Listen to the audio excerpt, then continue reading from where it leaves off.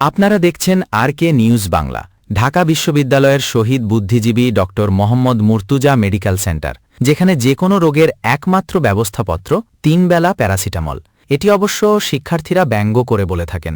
বাস্তবতা হল 40,000 শিক্ষার্থীর জন্য এই মেডিকেল সেন্টারে নেই পর্যাপ্ত চিকিৎসা সামগ্রী, রয়েছে চিকিৎসকের অভাবও, সঙ্গে আছে পুরনো পদ্ধতিতে চিকিৎসা সেবা। এবার সেই মেডিকেল সেন্টারকে সক্রিয় করার উদ্যোগ নিয়েছে ঢাকা বিশ্ববিদ্যালয় কেন্দ্রীয় ছাত্র সংসদ ডাকসু। ডাকসুর উদ্যোগে এখন থেকে অনুষ্ঠিত হবে একটি করে মেডিকেল সিরিজ ক্যাম্প। বৃহস্পতিবার প্রথম ক্যাম্পটি অনুষ্ঠিত হল জগন্নাথ ও শামসুন নাহার হলে। মেডিসিন, গাইনোকোলজি ও চর্মরোগ বিষয়ে বিশেষজ্ঞ চিকিৎসকরা শিক্ষার্থীদের চিকিৎসা সেবা প্রদান করেন। একই সঙ্গে নির্দিষ্ট ডোজের ঔষধও দিচ্ছেন বিনামূল্যে। মেডিসিন রিলেটেড কিছু সমস্যা এইগুলি, প্লাস গাইনোকোলজি, মেয়েদের যে সমস্যাগুলো হয় সেই চিকিৎসাগুলো দেয়া হচ্ছে, আর স্কিন ডিজিজের চিকিৎসাগুলো বেশি দেয়া হচ্ছে।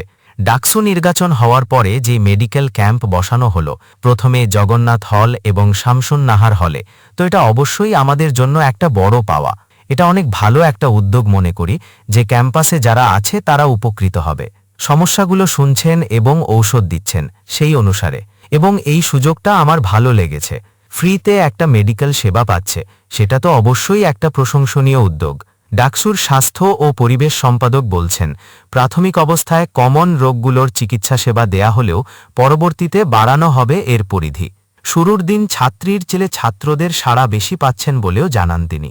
স্বাস্থ্যসেবা নিশ্চিত করার জন্য যা যা করা দরকার আমরা সব কিছু করব। এর মধ্যে আমাদের প্রাইমারি কনসার্ন হচ্ছে আমাদের বিশ্ববিদ্যালয়ে যেই ডিইউ মেডিকেল আছে সেই মেডিকেলটাকে কার্যকর করা। সেটা মানে একদিনের ব্যবধানে করা সম্ভব না, এই মুহূর্তে তাৎক্ষণিক আমাদের কিছু ব্যবস্থাপনা দরকার।